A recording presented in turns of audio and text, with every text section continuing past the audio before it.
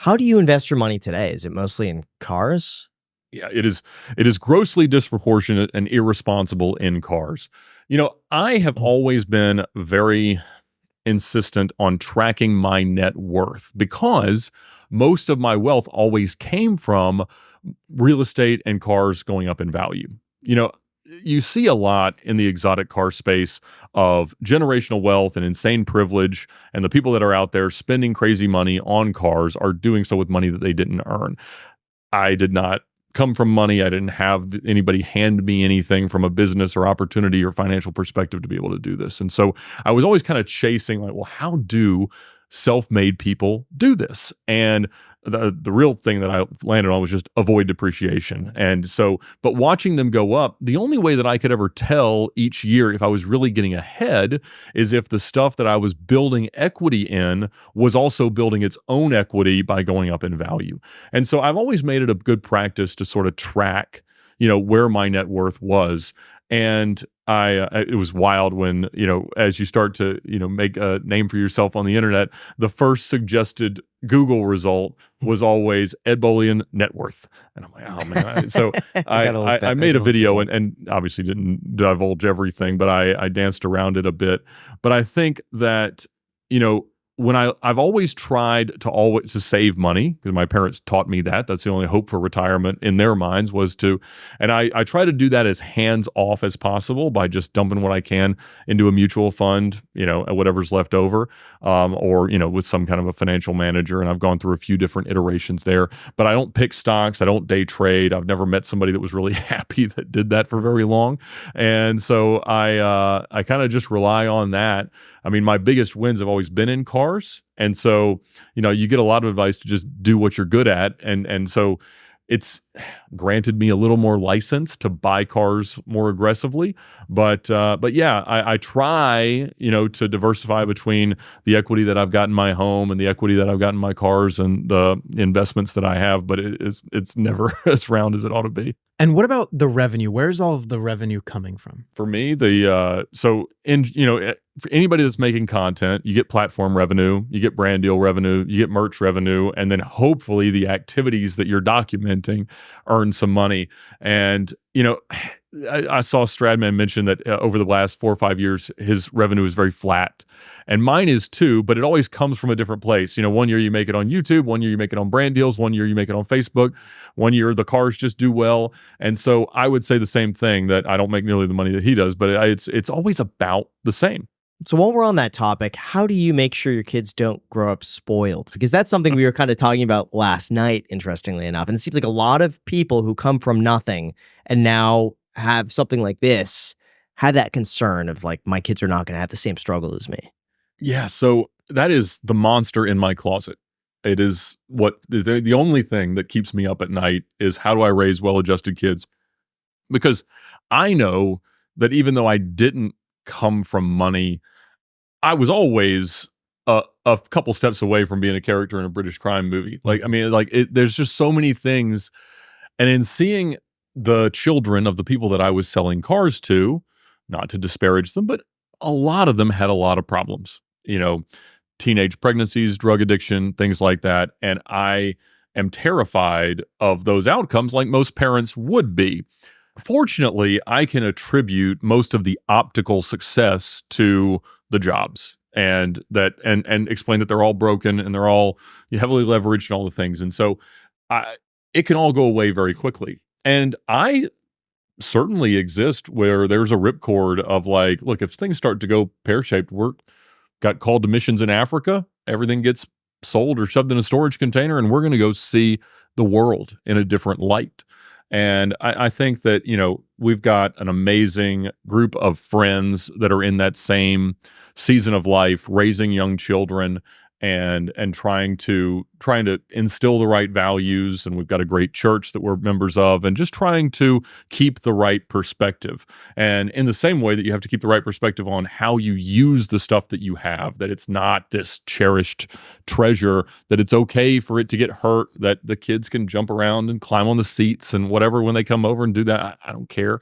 And if, everything's been hurt before, it can be fixed again.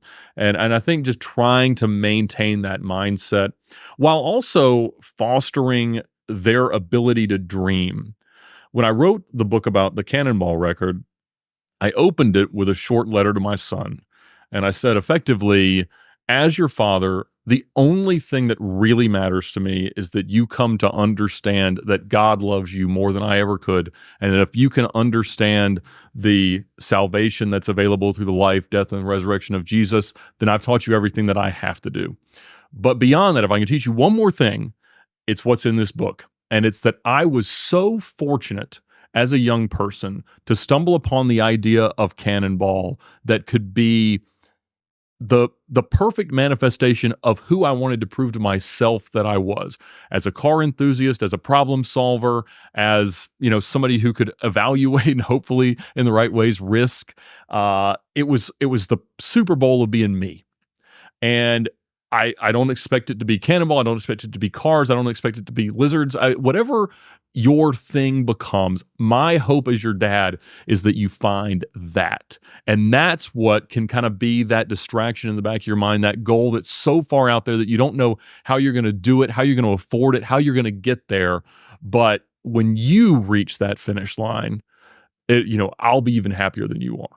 And I think I hope that the opportunities that I give him and the experiences that we show him, and my daughter as well, that we're pointing them towards finding those passions and those motivations that can carry you to whatever the ending point is.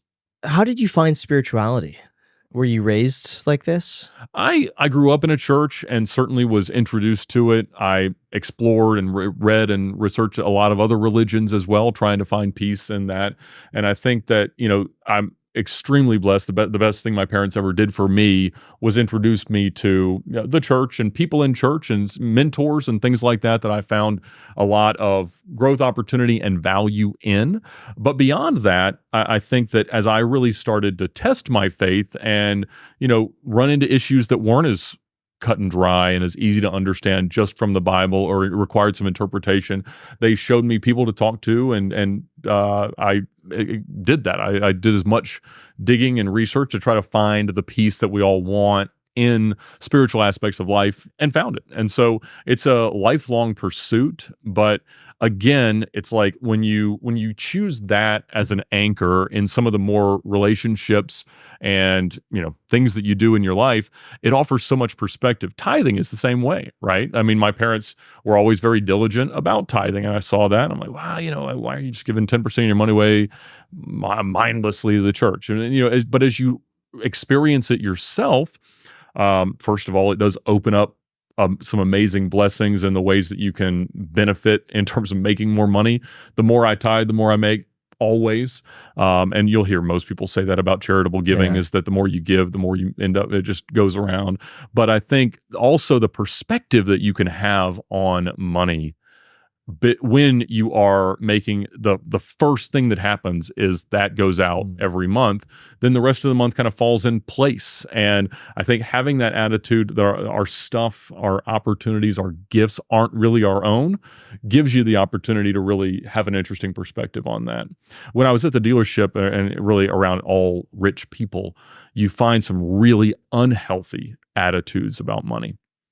And much more than a focus on investments or net worth or anything like that, I saw so many people so worried about such small amounts of money, particularly relative to what they had, that I developed this idea personally that I didn't want to care about how much money I had. I wanted to focus on how much money I choose to not care about.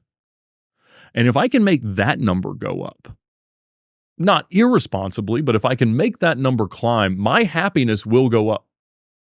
If I choose to not care about $100, then everything that doesn't cost $100, I just choose not to think about. If I can get that number up to $500, then there's a whole lot of problems, a whole lot of things that could break on a whole lot of stuff. a whole lot of unexpected cost or whatever, that I choose not to care about it. And usually, it's like about how much money you can make in a day is kind of what I saw it gravitating towards. And that's probably stretching it a little hard. But I wanted to stretch it really hard because if I could, and there were times I was like, I need to dial this back a little bit. Like that was a really rough month. But really, it never bit me. And my thought has always been like, if I could get that number to $5,000 or $10,000, like I wouldn't worry about anything. I mean, like imagine like the transmission goes out on a normal car or air conditioning unit goes out in your house. If you were able to not care about that at all and you just were like, all right, it'll work. I mean, we're just going to do it. Imagine the bliss walking through life with that kind of mindset. Now, all of this reminds me that the future of business is really uncertain because if you ask 9 different experts, you're going to get 10 different answers from a bull market to bear market. Stocks go up, they go down. It's really confusing, and it would be very helpful to have a crystal ball. But until that happens, over 40,000 businesses have already future-proofed their business with NetSuite by Oracle, the #1 cloud ERP bringing accounting, financial management, inventory, and HR into one fluid platform. Plus, with just one unified business management suite, there is just one source of truth giving you all of the visibility and control you need to make quick decisions. And with real-time insights and forecasting, you're peering into the future with actionable data. When you're able to close the books in days and not weeks, you're spending less time looking backwards and more time looking for what's next. So whether you're earning millions or even hundreds of millions, NetSuite helps you respond to immediate challenges and seize your biggest opportunities. And speaking of opportunity, right now you could download the CFO's Guide to AI and Machine Learning at netsuite.com/iced. Again, netsuite.com/iced with the link down below in the description. netsuite.com/iced. Thank you so much, NetSuite, for sponsoring this episode. And now back to the podcast.